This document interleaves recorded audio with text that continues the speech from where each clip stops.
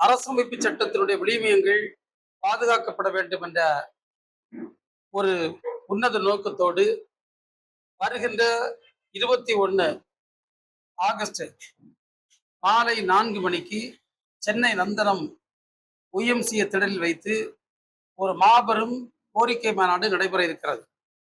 இந்த மாநாட்டில் அரசமைப்பு சட்டத்தின் விழுமியங்களை பாதுகாக்க வேண்டும் என்ற உணர்வு கொண்ட பொதுமக்களும், இன்றைக்கு பல்வேறு பாதிப்புகளுக்கு உள்ளாகி இருக்கக்கூடிய இஸ்லாமிய கிறிஸ்தவ சமூகங்களை சார்ந்த மக்களும், அதே போன்று விளிம்பு நிலையில் வாழுகின்ற மக்கள், குறிப்பாக பட்டியலின சகோதரர்களும் சேர்ந்து இந்த மாநாட்டை ஒரு பெரிய அளவில் ஏற்பாடு செய்திருக்கின்றோம்.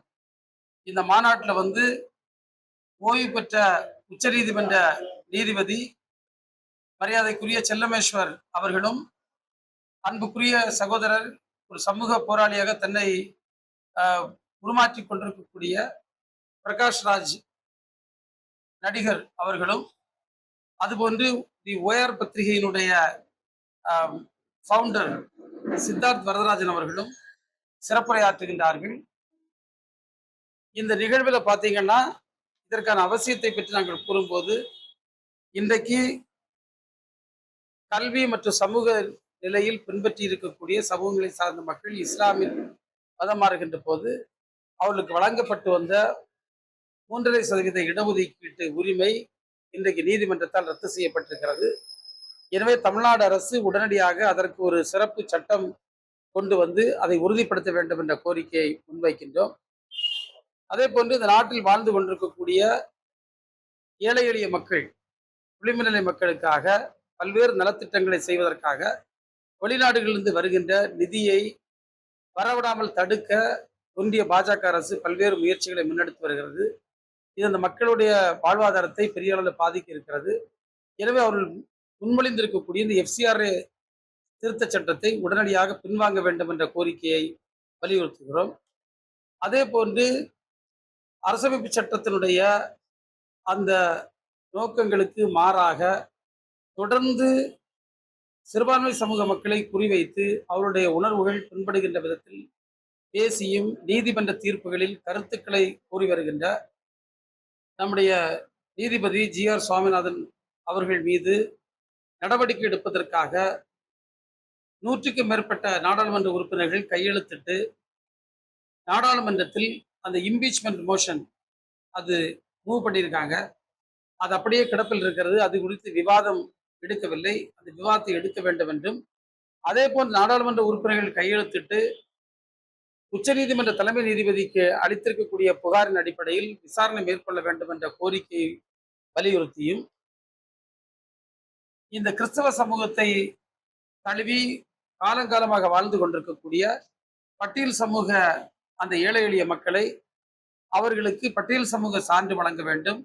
அதே போன்று எம்பிசி வகுப்பை சார்ந்த மக்கள், அவர்களும் நீண்ட காலமாக தலைமுறையாக கிறிஸ்தவத்தை தழுவியவர்கள், அவர்களுக்கும் அந்த சமூக பொருளாதார முன்னேற்றத்திற்காக எம்பிசி சான்று வழங்க வேண்டும் உள்ளிட்ட கோரிக்கைகளை மையப்படுத்தி இந்த கோரிக்கை மாநாட்டினை அரசமைப்பு சட்ட பாதுகாப்பு இயக்கம் மூலமாக நானும் நம்முடைய நீதியரசர் அன்புக்குரிய ஹரிபிரந்தாமன் அவர்களும் அன்புக்குரிய தம்பி வாஞ்சிநாதன் அவர்களும் இன்றைக்கு பல அமைப்புகளோடு, குறிப்பாக சொல்லப்போனால் பல்வேறு கிறிஸ்தவ அமைப்புகள், அதுபோன்று மனிதநேய மக்கள் கட்சியினுடைய அண்ணன் ஜவாஹிருல்லா அவர்கள், அதே போன்று பாஜக கட்சியினுடைய தலைவர் அன்புக்குரிய சகோதரர் தமீமுன் அன்சாரி அவர்கள், அதுபோன்று SDPI கட்சியினுடைய தலைவர் அன்புக்குரிய முபாரக் அவர்கள் உள்ளிட்ட பல அமைப்புகள், அதே போன்று இந்திய யூனியன் முஸ்லீம் லீக் அமைப்பை சார்ந்தவர்கள், இன்னும் பல்வேறு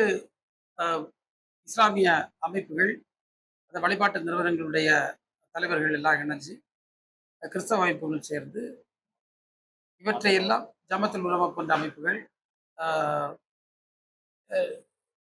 தௌஹீத் ஜமாத் போன்ற அமைப்புகள், இன்னும் நம்ம சொல்ல போனோம்னா இந்த நாட்டில் இந்த ஜனநாயகம் நீடிக்க வேண்டும், சமத்துவம், சகோதரத்துவம், மதசார்மை போன்ற அற்புதமான விழுமியங்கள் பாதுகாக்கப்பட வேண்டும் எண்ணுகின்ற மக்கள் எல்லாரும் இணைந்துதான் இதை நாங்கள் நடத்த திட்டமிட்டிருக்கின்றோம். இது ஒரு பெரிய வெற்றி அடைவதற்காக நாங்கள் பல்வேறு முயற்சிகளை எடுத்து பல்வேறு மாவட்டங்களில் சென்று அந்த மக்களை சந்தித்து இந்த பிரச்சனைகளுடைய தீவிரத்தை பற்றி பேசி வருகிறோம். இந்த மாநாட்டின் வேற மாநாடு எவ்வளவு பேர் வருவாங்க எதிர்பார்க்குறீங்க? எந்த அளவுக்கு எழுச்சி இருக்கும்?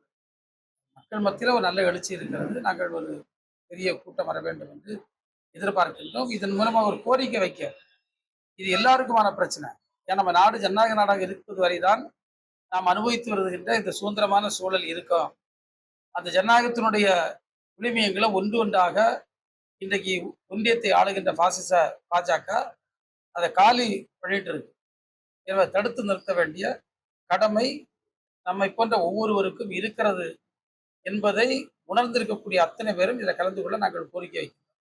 நீங்க வந்து மாநில எம்பி தொகுதியெல்லாம் வந்து குறைக்கிறது அதிகரிக்கிறதுக்காக ஒரு மாநாடு மீட்டிங் போடுறாங்க. அது எப்படி பாக்குறீங்க? இல்லை, நீங்கள் டீலிமிட்டேஷன் வந்து எந்த சூழ்நிலையிலும் நமக்கு ஒரு பாதிப்பை தான் தரும். எனவே டீலிமிட்டேஷன் என்பது ஏற்றுக்கொள்ள முடியாது. அதே போன்று எஸ்ஐஆர் என்ற ஒன்றை கொண்டு வந்து குறிவைத்து இன்றைக்கு பல்வேறு சமூகங்களை சார்ந்த மக்களை நீக்குவது, அதே போன்று இந்த எலக்ட்ரானிக் ஓட்டிங் மிஷின் வச்சு தொடர்ந்து மக்களை ஏமாற்றி தேர்தலில் தில்லுமுல்லு செய்வதை மாற்றி பேலட்டு தான் கொண்டு வரணும் போன்ற கோரிக்கைகள் தொடர்ந்து நம்ம வலியுறுத்திட்டு இருக்கோம். நாங்கள் அதை திரும்ப திரும்ப வலியுறுத்தோம்.